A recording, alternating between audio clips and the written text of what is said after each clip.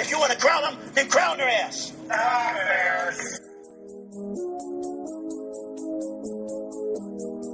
Stafford down the middle is intercepted. DJ Moore. Overthrows and intercepted for DJ Moore. Will I see you again? Cleveland throws and it is intercepted by DJ Moore. Pushing up the hill, searching for the thrill of it. Takes the snap from his own end zone, winds up, throws into traffic. It is deflected, picked up by DJ Moore. Moore to 10, 5, end zone. Touchdown! Touchdown Bears! DJ Moore, pick 6. You are tuned in to the Chris and DJ Show with former Chicago Bears nickelback DJ Moore.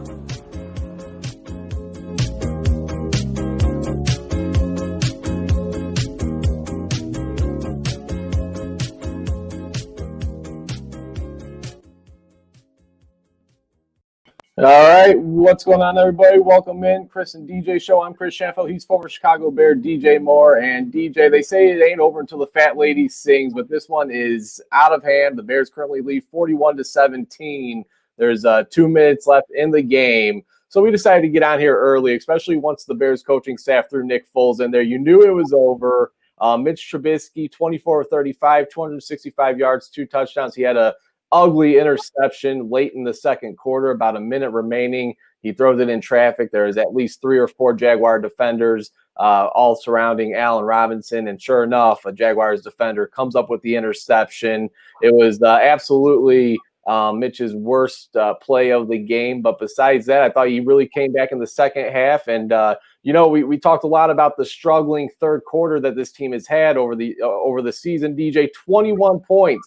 Scored in the third quarter, 3 touchdowns by this Bears team in the third quarter. And again, they currently lead 41-17 at the 2-minute warning. And the winning streak has extended to 3, DJ. They're 8-7 now after this game. And with some help from the San Francisco 49ers last night, that means now the Chicago Bears hold that 7th and final spot in the NFC playoff picture. Who would have thought just a month ago that we'd be talking about a playoff team? You said it. It ain't over until the fat lady sings. Goodness gracious. I was singing, man. I couldn't see it. And be honest, I wouldn't have seen this. But again, it's 2020. There is an extra playoff spot. So that makes everything, I think, a little bit better.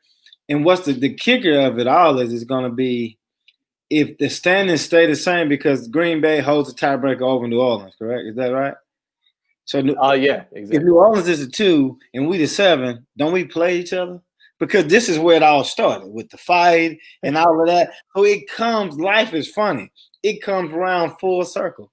I can't explain it, man. I really can't. The hard thing, and we talked about it last year, the hard thing is now it's like, okay, we make it into the playoffs, all right? And if you play against New Orleans, something always bad happened to New Orleans, we'll probably win that game. So we get in the playoffs, we win again. Like, what do you do though? Like, so do you have to keep the nucleus together? Does Trubisky get paid some money because it's the playoffs? Do you say, you know what, it's 9-7 on a regular given year? You probably want to make the playoffs, so we're not going to treat it like that. Like, it's just everything is just so up in the air right now. It's just I don't even know what angle you take it from. If you like the GM, and then the press, is he going to retire still? Is he? I don't know, man. But again, 41 points. I thought we would blow them out. I didn't think Jacksonville would pull the Jets. Like,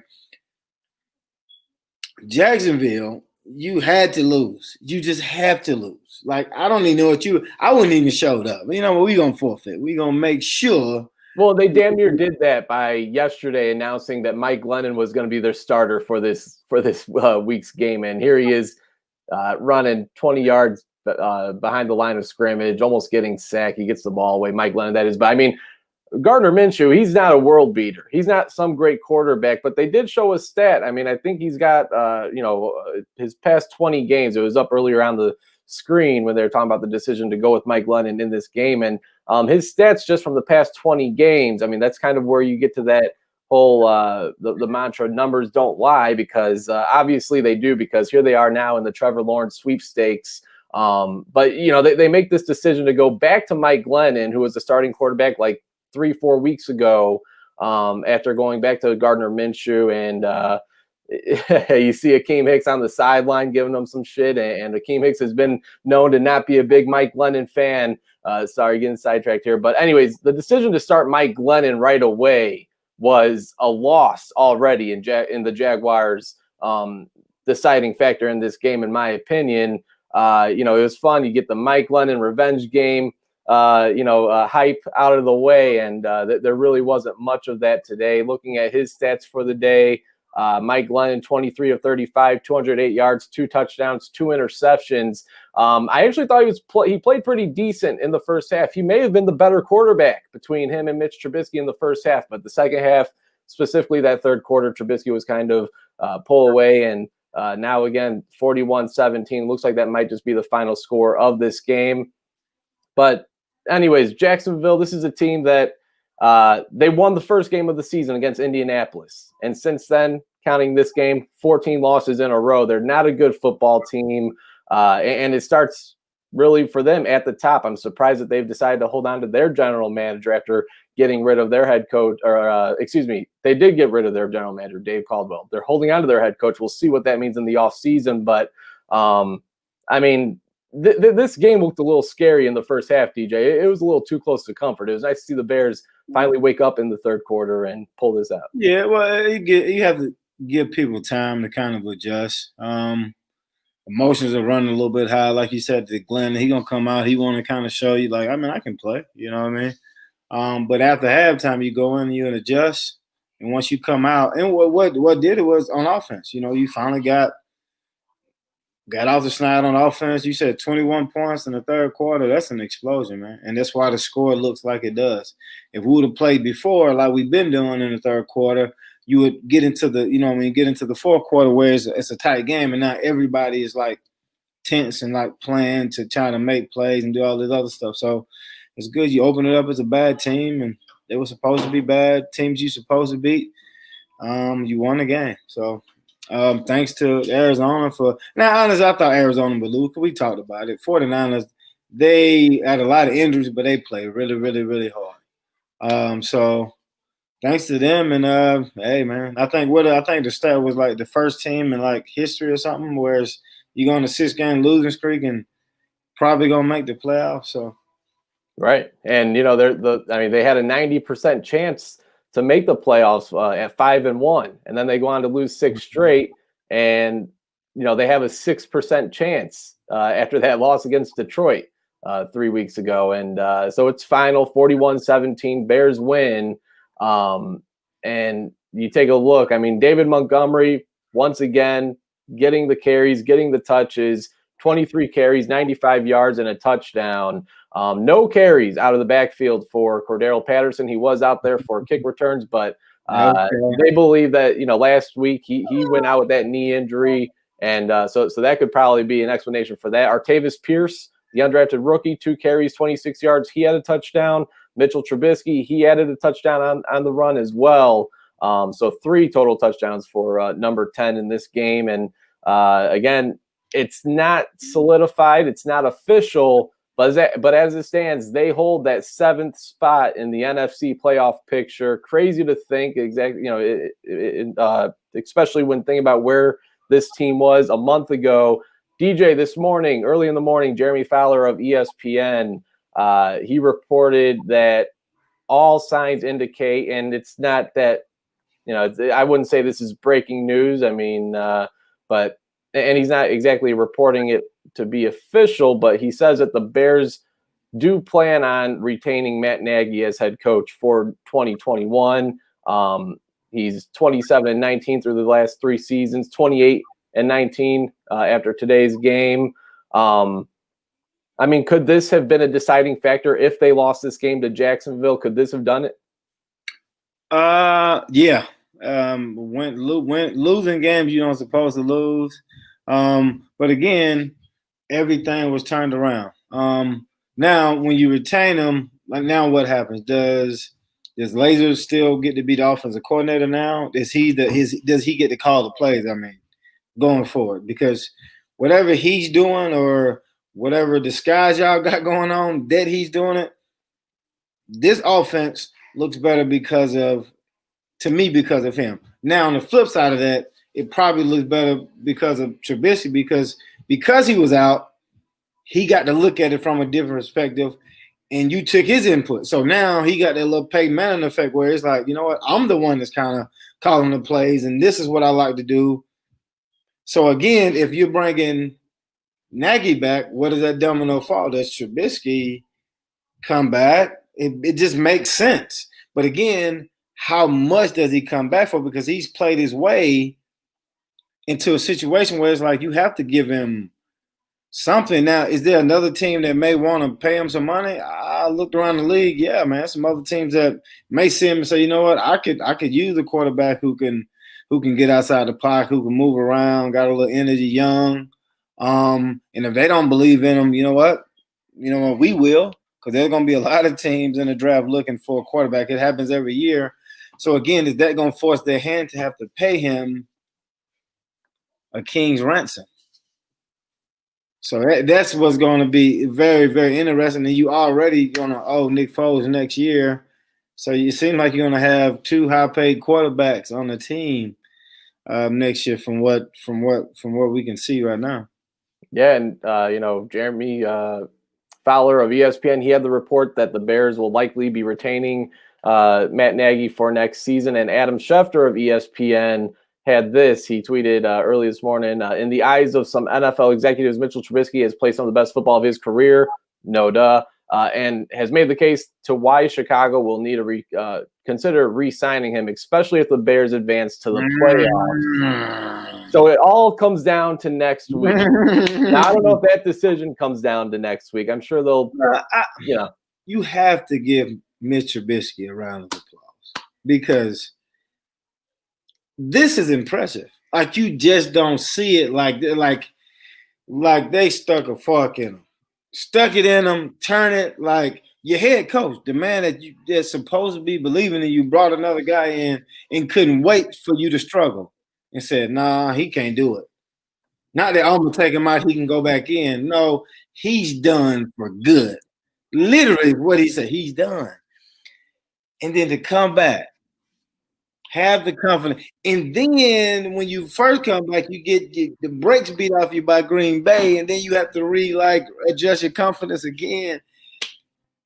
And then he put it in full throttle, man. Like, you have to give him a lot of credit for that, even though he ain't throwing the ball with 2 yards down the field. But again, you have to give him a lot of credit for the resilience and things like that. So it's going to be very interesting offseason in Chicago because you get into the playoffs, you can win a game. And especially you playing the Saints, they seem like the team that always get beat. Was it the year the Seahawks were like 8-8 or 7-9 and they beat them in the playoffs or something like that?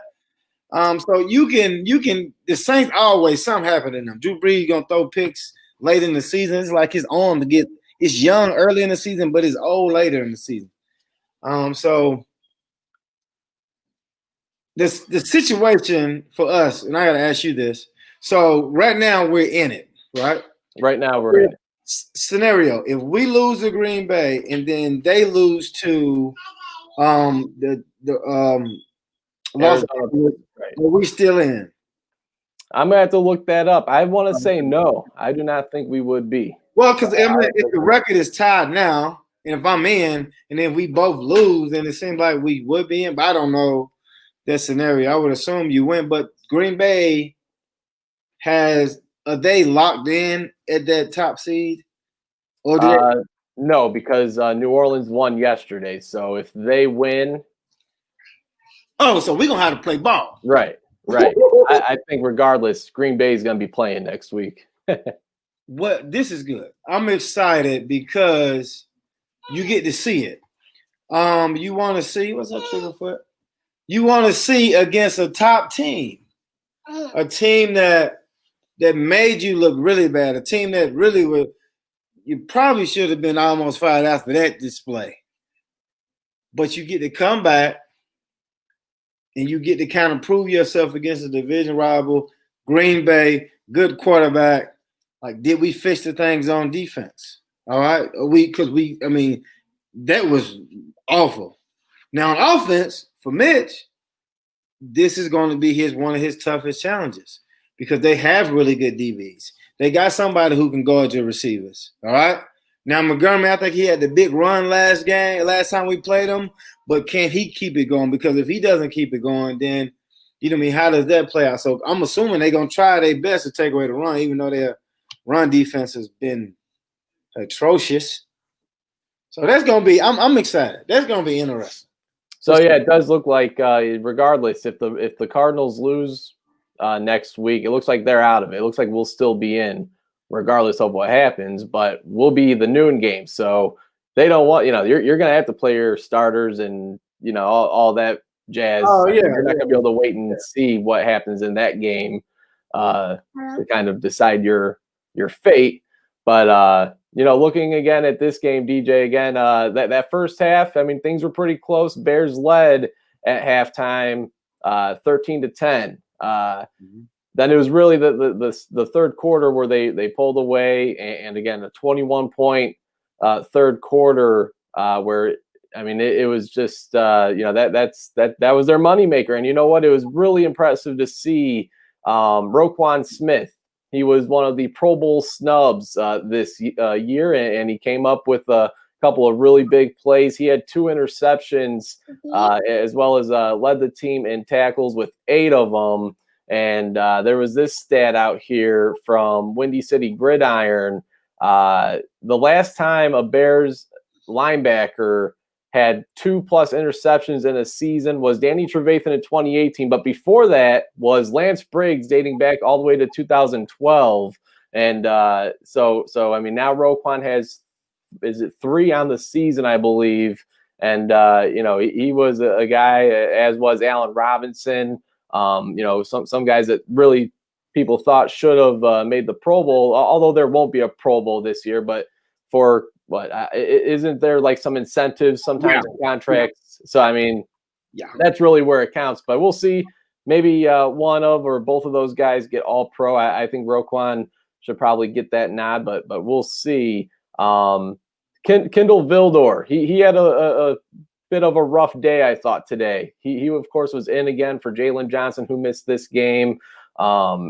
No buster screen for a third week in a row. I thought Duke Shelley continuing to play decent football, but when DJ Shark was lined up with Kendall Vildor, more times than not, it seemed like it wasn't a pretty outcome for the Chicago Bears. And there's this sick touchdown grab in the corner of the end zone. And it looked like, Vildor did all he could on that touchdown play. But DJ Chark, I think one of the more underrated receivers. He kind of gave Jaguar fans flashback to Allen Robinson, because it was one of those Allen Robinson type plays where you just throw it up and somehow he comes down with it. Or very reminiscent of the Alshon Jeffrey reception from years ago. Bears were playing the Minnesota Vikings. I think he had 2 touchdowns that game. And, it looked like Cutler threw the ball out of bounds, out of reach in the back of the end zone. But here's Alshon Jeffrey coming down with the ball. Anyways, there was some, I think, Jaguars fans, if there's any tuning in, they just clinched for the number 1 overall pick. You're thinking, all right, you insert Trevor Lawrence in this offense. What's he going to have to do? What's he going to have to work with, next season and beyond? And I think DJ Shark could be one of those staple players. They got the undrafted rookie running back. He missed today's game, James Robinson. He's 35 yards away from the all-time rushing yardage for an undrafted rookie free agent. Would have been kind of cool to see that, seeing him get that, seeing as he was playing his hometown team, the Bears, today, but that he was out for today's game.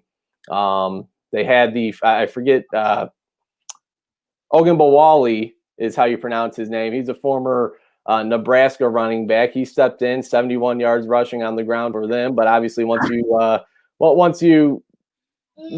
other team starts racking up points, you don't have any time to run the football. But when you're looking at this Jacksonville Jaguars team, DJ, this seems like a team that, like the New York Jets, like the Cleveland Browns before this season, they're on the – you could even throw the Chicago Bears in that same conversation. But I think the Jaguars even out of all those teams, they seem to always be at the bottom of the league.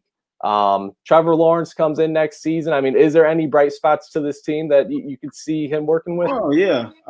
Well, yeah, when you have a quarterback, a franchise quarterback, it changes the attitude of everything around. Like the running back runs harder, the lineman block harder, the receiver run their routes a little bit crisper.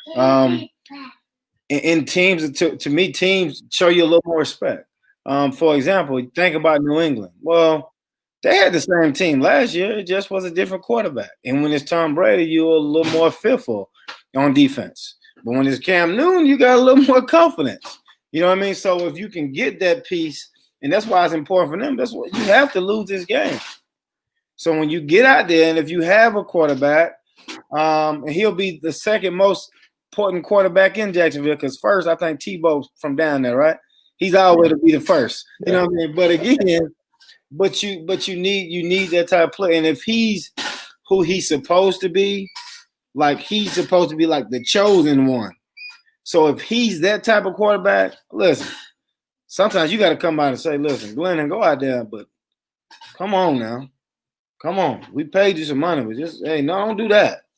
We need him to come in. So for them, if I get the quarterback, it's going to be receivers who want to come and run routes for you as well. So just looking back on their history when they were good, what is it? You got when they first started, you had Brunell. Then you had like Leftwich and those guys. So again, if you have a quarterback, your team is going to look much different. Tampa Bay, new quarterback. Record is much different. Before Seattle, the Seahawks got Russell Wilson, it was like, I don't know. They look much different. So again, and before we got this new Trubisky, instead of the old Trubisky, we look different. It's all about the quarterback position because, man, people are scoring points at record rates. Now we are missing tackles at record rates as well. But again, you have to figure out the quarterback position. If you don't, you'll find yourself in the bottom, picking for a quarterback every single year. So I think it was because of injury reason, but Cordell Patterson, no carries out of the backfield. Are you in favor of feeding David Montgomery more? I think that's what the fan base wants to see. They want to see those Patterson carries get handed off to David Montgomery, and we've seen that today. We've seen that last week even, and here he was again, David Montgomery, 23 carries, 95 yards, and a touchdown. He has over 100 yards. Before this game, he had over 100 yards in the past 3 straight. Is it just time to just feed David Montgomery and have him be the exclusive back there for at least for the remainder of the year? Or I think he's been the exclusive back all year. It's just been there hasn't been any holes to run through. But again, you have to spell him. I do like Patterson back there, but not always to run. Put it in a situation where he splits out and you see who goes out with him, and then you can have a mismatch because he's a big, fast dude. So again, I think Montgomery has been exceptional. So when he runs really good, guess who they get a ball to? They give it to him. If he's not running good, then they may throw Patterson in there. But again, I think Patterson is one of those wrinkles in the offense where you can do something in the playoff game where it's like, I don't know exactly what's going on. Like is it a running back or is it empty? I can spread it out. So you can do so much with Patterson, I think. So I'm fine with Patterson being in there randomly because if you get him a hole, he can run now. But I think Montgomery, as we've shown, and as he's shown over the last 3 or 4 weeks, like this is his. And that'll be interesting coming back with Cohen. And I'm always a fan of Cohen. I think he's much better than Montgomery personally. But again, he's came in and shown that he's the guy at this particular time. So that's going to be interesting going forward for sure.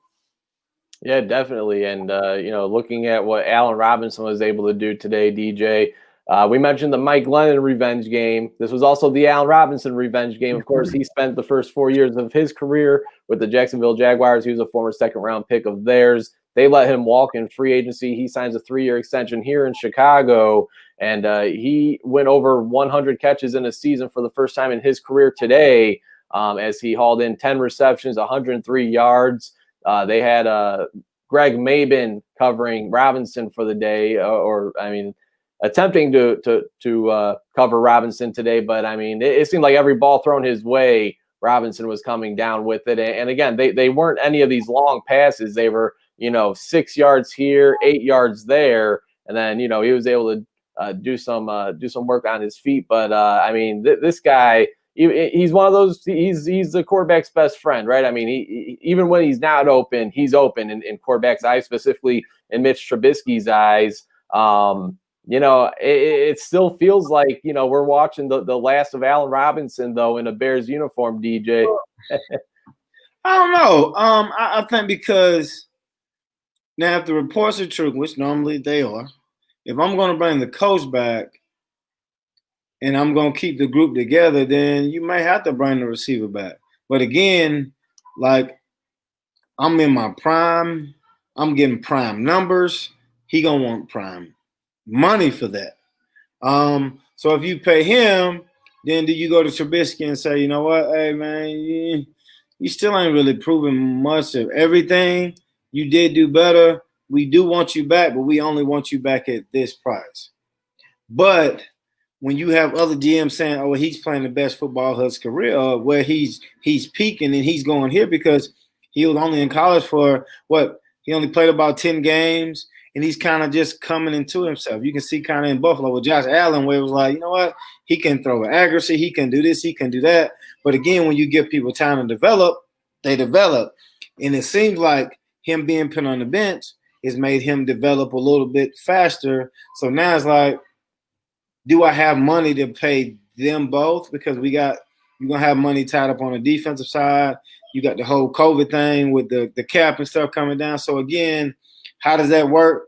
And then if there's another team on him, do you have to franchise tag him? And I don't know what that price tag is, $30-35 million. Would you do that for a year and see if he can prove it? Because you would have to pay, I guess, anyway, because you're a starting quarterback in the NFL. So can you get both of them, paid, or get Robinson enough?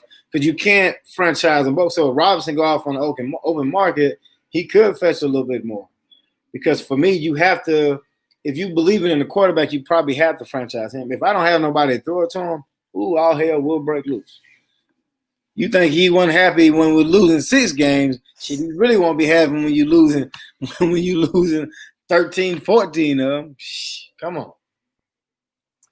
So you got Allen Robinson, 10 receptions, 103 yards, DJ. And then from there, we're still looking for Anthony Miller, only 2 receptions, 10 yards. Mooney, 4 receptions, 40 yards. But Jimmy Graham had a big game, 4 receptions, 70 yards, and 2 touchdowns. Trubisky on the second touchdown hit him for, I think it was a 22-yard touchdown pass down the left sideline.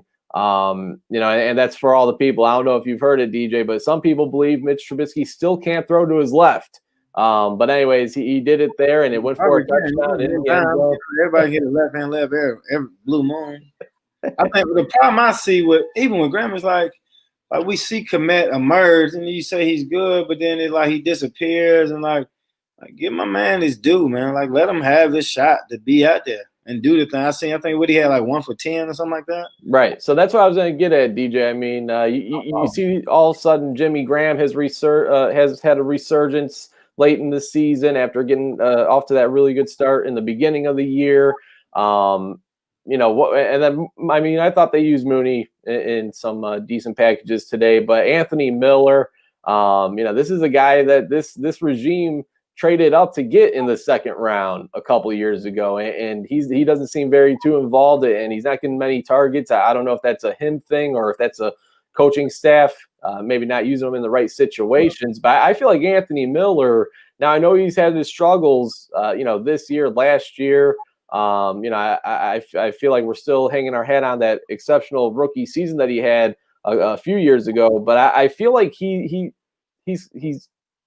could do more than what we've seen these last few weeks. No, he's really good, man. And the problem is, like you said, it's not that my routes are bad. I'm just not getting targeted. But again, who is Trubisky more comfortable with? He's going to be comfortable with Robinson. He's going to be comfortable with the tight ends, all right? And then you have the running back who's running wild. And then when he's at the backfield, he's throwing to him. That's the fourth option. And then the fifth option is Mooney, because he's coming on the drag, the hawk pass, play action pass out of the backfield. He's like the fifth. And then Miller's somewhere seventh, eighth or something, because he's in the middle running his routes. And when you throw it to him, he's normally really open. But again, you just got to get the targets. When you target him, like early in the season, when you target him, he normally catches the ball. He's normally really good. He looks really good. But again, if he's not even getting the passes thrown his way, then that's more of a, I think, coaching design thing. And also, who is Trubisky looking for? He's looking for a star player. Like that's who he's looking for. But again, we don't know behind closed doors. But you got to think, you've been talking a lot. Now Robinson can talk because he's the man. But when you're not the man, there will be consequences. And when you talk, you got to realize, man, that man is calling the plays. And he can make me look good or he can make me look really, really bad. And to me, is what it feels like from a person who went through something like this. Like, hey, man, you're going to pay for that. You said, what about the offense? We should do what we did in practice. You liking other fans, something, we're going to get you. So, again, I don't know what it is, but to me, that's what it seems like, because it seems like they're making sure Mooney does this, because they both can do the same thing. They're making sure that these other guys are involved, and it seems like they're making sure he's not that involved. So, DJ, going to the defense side of the football, we got Barlissimo checking in. DJ, has DJ ever seen a defense play a softer zone? Barlissimo's a big X's and O's guy. He's a former player overseas in London. Oh, okay. But so I know he. Okay, go ahead. He's been wanting to get your take on just the defensive schemes and the way that they've been playing this season. As of late specifically, I mean, the offense has been playing really well, but it seems like the defense has kind of dropped off a little bit. Now they really picked things up in the second half, but like I said, that first half, it wasn't very pretty. I mean, I thought Mike Glennon was probably the better quarterback of the two in that first half. And then again, Mitch Trubisky was able to pull away from it in the second half, but I felt like between Mike Glennon being able to have success throwing the ball, and then even this former undrafted rookie running back that they have there in Jacksonville, Dari Ogunbowale, he was carving the defense up at times, specifically their first drive of the game. Well, and I'm sure he knows this in playing sports. You can only have a couple things. You can play man or you can play zone. You can do a zone blitz or you can do a man blitz. All right. So we have the star rookie cornerback who's out, right? So you have to bring in another guy to replace him. We have the high-paid slot corner who's just what he's known for. He's known for playing in the slot. He's out. Now you have what's 23's name? Kyle Fuller. We have Fuller, who's proven, but again, he'll give up stuff. He's not a press guy. Really smart. He'll play off coverage, read stuff really, really well. But if he's up in your face, he's going to struggle a little bit. Now, from a deeper perspective, we're built from the front back. So can we get a lot of pressure on them, which we haven't been doing of late? If we confident in getting a lot of pressure on them, then we maybe can play man on the outside. But again, you have two young cats that ain't played in the secondary. And I don't care if the receivers are proven, man-to-man coverage in the NFL, there will be hell to pay. So, again, what type of concept are we playing? Now, Chuck, he normally plays a cover. He's a cover two base guy. Like he's from that cover two base era. But, again, if you're not getting that pressure, cover two may not work. You know what I mean? So, again, who do we have in the secondary? The one person that you really can depend on is 3-9. You can depend on 3-9 to be back there to make plays. Everybody else, to me, is kind of a toss-up, especially in pass coverage. That's why I was excited to see, in the middle linebacker get out there and make some plays, because in pass coverage he has struggled. And we didn't see him last time we played Green Bay, so hopefully he does the magic trick and reappears. But again, you really have to look at your secondary and say, you know what, like, we can hunker down once even though we're soft, we can hunker down once we get into the red zone, because we're not trying to give up a 60, 70-yard bomb because we thought we were smart and we was going to press Tyreek Hill. Dumb. Don't do that. So you gotta put them in the situations that's going to be conducive to us, like, winning the game. So again, at halftime, we were just 10-10. It looked like we played really bad, but the score is really low. We'll figure out at halftime kind of what they're doing. But again, I think all defense really is a bend, don't break. Now in the playoffs, everything gets amped up. You had a lot of film on people. You may send blitzes and different things that you haven't done before. But again, how can you do that if I don't trust the DB? Like, this is his first time playing.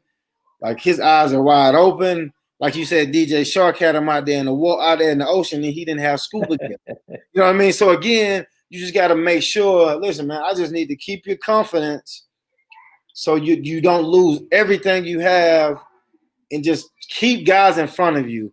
And if you tackle, eventually the quarterback will make a mistake. And today you've seen that. Keep them in front of you. Let them make the mistake. Keep them in front of you, because no offense wants to do that. They just want, because you want to take deep passes. So it's a soft coverage, but the concept, you just got to be disciplined and hard to the concept so you can essentially get them to take 3, and then hopefully we go down and get 7, so the score will be 41-17 or something like that. And that was the final score there. Got nice breakdown, DJ. Nice breakdown. Appreciate the insight of the former player, DJ Moore, of course. Chris and DJ's show. Bears win 41-17 against the Jacksonville Jaguars. DJ, is Club Dub going on right now? Is Club Dub open for business in Jacksonville right now? Yeah, you have to, man. Like, when it's your calling card, you made it your thing, man. You got to be hyped. When you lose, you're upset. When you win, you hype.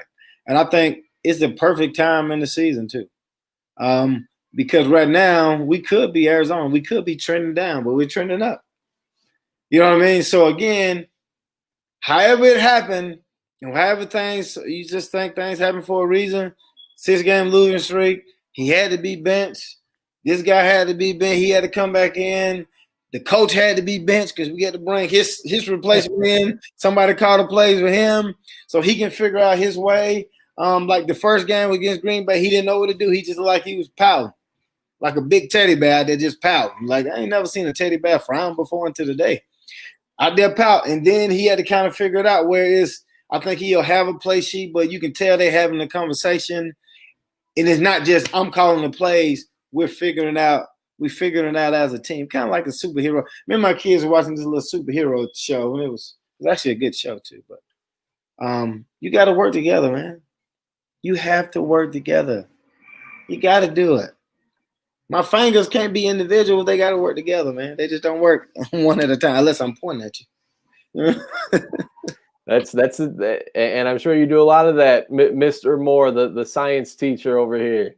Yeah, I mean, I'll tell you what, I don't know if maybe Matt Nagy would have had this second half resurgence if he was still calling the plays, but I think it says a lot that he isn't, and it's Bill Lazor. And this offense, again, 3 straight games of 30 or more points. It's the first time since 1965 that the Chicago Bears have scored 30 in the last 4 games. I'm sorry. And 1965, yeah, that's a long time. That was Gale Sayers' rookie season.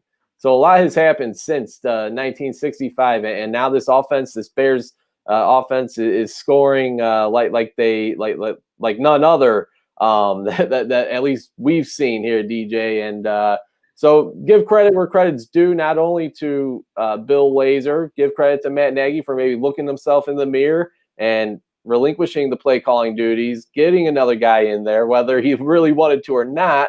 It seems to have worked. Not only that, but also going back to Mitch Trubisky, a guy that was benched, week 3 this season. Yeah. What I would say is I think we have to understand and realize also we played the Lions, the Texans. That's right. Jaguars. Who else was that? Minnesota. Vikings. All right. All bad teams. And when we was on our winning streak, who did we beat? We beat bad teams. Right. And they said this is the worst 5-1 team ever. And then you started playing good teams. That's why this game here is so important because, you called plays against the Texans who got beaten by a lot of people. And Jacksonville, I didn't think this game would be close. Minnesota, kind of surprised, but again, their defense is struggling, been struggling for the last couple of years now. This Green Bay game, because when you came out of the bye week and when you first switched to play calling, now there's an offense to put pressure on you. Now how do you play? When Aaron Rodgers is scoring touchdowns, how do you respond? Do you throw the pick in the end zone? Because to date, when you played this really good team, what our score is right now is what the score looked like. Yeah. Now you went on a winning streak, and now you got to make something happen. You have to play your heart out, and I'm happy that it happened this way because it's like, well, you played a noon game. You can't see the other game. You have to play. Let's see what you got. Now, again, if they lose and you stumble into in the playoffs, man, you can probably still win a game. But I want to see, man, how far am I away from being the head of this division? Because after that first game, it looked way out there. Like way out there. And so for us, offense struggled a little bit. Defense struggled mightily. The run game was still okay. Can we piece it all together against a good team? We're going to bring you back because you beat bad teams. It is what it is. That's the way the world works. You're going to play against bad teams. If you beat the teams you're supposed to, normally you end up in the playoffs. And normally you end up with a job. And that's what he's doing. His record is good. You had the first year where you had a good record. You beat the bad teams normally. You struggle against the good teams. Here we go, man. They say they're going to bring you back. If you don't do that, next year will probably be it. But again, here we go. I want to see it against Green Bay. Are you the worst 8-7 team in the NFL? Well, I guess you couldn't be because that would be Arizona. But again, like, what are you going to do against Green Bay? Show it to me against Green Bay. Show it to me as a rival. You're the head coach. You're not calling the plays. Can you motivate your guys to go out there and compete? Do I think you're going to win? I just don't. I think Green Bay is a much better team, and especially with a much better quarterback. But again, are we going to compete? Are we come out in third quarter and score 0 points, or are we going to score 21? Are we going to not just throw it into the end zone? Because one thing Green Bay does have, they don't have a good run defense, but they got DBs who will go get it. So if you want to put it up there, they'll go get it. So I'm excited to see it, man. I really can't wait. I really can't. I'm going to be a superhero and fast forward it so we can get that. Come on now. Yeah, and that secondary with Jair Alexander, he's a true number one cornerback. They got Darnell Savage, who, if I'm not mistaken, I know he had one. I think he had 2 interceptions the last time the Bears played them. So, that now when looking at that last game, DJ, I know after the game you said, burn that film, throw it away, never look at it again. How much time are they going to focus on that last game preparing for this week? Well, you ain't got to look at the game. Well, you were prepared for it all week, but you don't have to look at the game because you knew what happened. We couldn't stop the run. Every time they handed the ball off, it looked like you was getting 10 yards. And if you're going to get Aaron Rodgers 10 yards on the carry, once you get the play action and he's outside of the pocket, you can forget it. It just looked unfair. It just looked like it was literally babies out there with candy, and they was like, give it to me, and was just taking everything. So I think you have to focus on stopping the run. Aaron Rodgers is a great, great quarterback. But without the run, you become one-dimensional, and I can predict what you're going to do. But again, if I can't. It's just that everybody was running open against Green Bay. Everybody was. But again, if you cannot stop this running game, you're going to struggle. Now, I don't think Hicks, he didn't play the last time, did he? No. Hicks did So not. again, instantly, it should be a little bit better, but also what the problem may lie is when their star receiver, he moves a lot. So in the slot, who are you going to have on him? So do we adjust to that? Or we leave young fella out there? Do we just do left and right? Or does I don't know why I'm leaving. Devontae Adams? No, or are you talking about corner 23. Right, Fuller. Does Fuller go with Adams? Does he float with him? Now, if he goes in the slot, we may not put him in the slot. But again, because you show your hand in this particular situation, you may have to. If I got those young cats out there, because when you play against a star receiver for the first time, man, it's a shock, man. Like, because it's just like, I don't know, like, because you watched him. Like, you just watched his highlights, and they're talking about him all week. And if all he got to do is make one move and catch a pass, and then, like, head start to spin, and then it's like, I don't know why he's moving this fast. And you just panicking. And, like, you don't know what's going on. And that's the situation because we seen last week with Buster Screen, they went in the slot, and it was all Buster Screen. And when I know Aaron Rodgers, listen, if there's a mismatch, if we can get you in the slot and get you in a situation where you have to play man because you have to stop the run, who knows? So, again, can I play soft? Do I play man? Do you play zone against Aaron Rodgers because he holds the ball for a little longer and he can get things going a little bit deeper? Chuck, I don't know what you're going to do. I don't even know what I would do. Good luck, man. But you got to make it happen. But, again, you would think they would go out there and say, hey, man, like, we got to make it happen. But I think it all starts with that middle linebacker. Can he make it happen? Because in pass coverage, I don't trust him. Running, I trust him. But, again, last time you couldn't see him. He disappeared. But, again, in run coverage, I trust him. Pass, I don't. So they're going to make it – to me, they're going to make it hard on him. But I think the run at 33, you're going to have to stop him. He's going to come down here real fast. He ain't that big, but he's going to run as fast as he can into that hole. And if he got a head of steam, you can probably tell from the first drive. Well, not that first drive because for some reason Green Bay always go 14-0. After those first two drives, we're going to have to make something happen. Yeah, well, there's a really good chance that maybe the Bears play the Packers 2 weeks in a row. It could be next week, and it could be that first. So if Green Bay gets the number 1 seed, they'll have the bye actually, and it'll probably be New Orleans. But if they win and beat New Orleans, yes, you would play Green Bay. But again, man, if you get to that point with this team, I mean, it's a success right there. So. What? Yeah, so I think at this point you just want to. I think we'll get in by default because I think Arizona is just imploding right now. But you just want to go in with confidence because if you get blew out, you're gonna be thinking like, goodness gracious, like what was that? Now will we still probably play good? Yeah, playoffs. Everybody run a little bit faster because you get to go home. I remember people telling me, "Hey man, you get in the playoffs, they're gonna run a little bit faster." I'm like, no. Man, you get out there, everybody like this. Oh, okay, never mind. It's go time. Everybody been on that regular season mode. That's over with. So it's really exciting. I only got to play them one arm. You gotta appreciate them every time you get there. So hopefully they come out and play because man, you can go another 10 years without even looking at the playoffs. Right, and by no means do I mean to overlook next week and just jump right into the playoffs because. Can't overlook the Packers next week. You got to do your job and either find a way to – you need to win that game or if you lose, then you're going to be having to root for the Cardinals to lose yet again as they were probably doing yesterday. And, of course, the 49ers were able to take care of business. But, DJ, 41-17, Bears defeat the Jacksonville Jaguars. It was a great day, a great second half, I should say. Not a great first half, but a great second half for Mitchell Trubisky, who finished the game with 265 passing yards, 2 touchdowns. He did have a interception, ugly play, not a good one. He's gonna want to forget about that. But Allen Robinson, 10 receptions, 103 yards. David Montgomery, 23 receptions, 95 yards, a touchdown. Undrafted rookie free agent Artavis Pierce.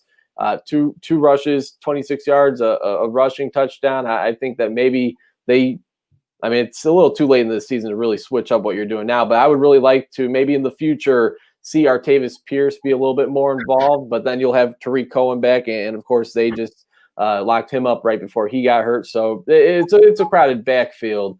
You still got, of course, Cordero Patterson as well, but a little shaken up. He didn't get any carries today. Jimmy Graham, 2 touchdowns, and then, of course, Roquan Smith, 2 interceptions while leading the team with 8 tackles. So hopefully that second half Bears team that we've seen today shows up against Green Bay. Again, they're going to be playing in Chicago, and it's week 17. And, yeah, technically the playoffs don't start for another 2 weeks, but feels like the Bears have been in playoff mode the last month now, DJ. Yeah, that's exciting, man. My thing is the whole they were who we thought they were thing. You came out. You came out. You are who we thought we were. Like, who are we? Are we 5-1? Are we 3-game winning streak? Are we 6-game losing streak? Whatever. You are who we thought you were. Like, well, everybody still don't think you're any good because they thinking you're gonna lose the green. I even think that. Show me different. Right. Prove me wrong. Take yourself off the hook. Because you lose a game, you're gonna be hanging on the hook until the other team lose. Hanging on the hook, waiting for somebody to win. Listen, prove everybody wrong. Don't be who they thought you was. Don't do that, babe. Let them out. Get us off the hook. That's right. That's right. Big game next week against the Green Bay Packers. The Bears were able to get the job done this afternoon, 41-17 against the Jacksonville Jaguars. 2 interceptions for Mike Glennon on the other side of the ball. DJ Shark had a nice game. Their rookie second-round receiver, Chenault, had a nice game, but it wasn't enough to overcome the Chicago Bears, who, again, 21 points in the third quarter, unheard of, especially for this Chicago Bears team, who was undoubtedly the worst team in the NFL in the third quarter. And here they were able to pull out 3 touchdowns. They win the game 41-17, and they got the Green Bay Packers at Soldier Field next week. Playoff environment, no doubt about it. No fans, but there'll still be some playoff feels. I mean, you win. It's not win or go home, but it's as close as you could get because if you lose, then you have to start paying attention to that Cardinals game, and you don't want another team to have your fate in their hands. So hopefully they get the job done next week against the Green Bay Packers. I mean, we'll do a show before that game, DJ, but I don't know how they'll be able to pull that game out, but we'll talk more about that later in the week. Bears win, DJ, 41-17 for DJ Moore, former Chicago Bear. I'm Chris Shanafelt. Appreciate everybody tuning in. Again, be sure to check out the show, Facebook, Twitter Live, YouTube, exactly, iTunes, Spotify, and then, of course, the show's Twitter page at Chris and DJ Show on Twitter. Appreciate everybody for tuning in. Bears win 41-17 and take on the Green Bay Packers next week at Soldier Field.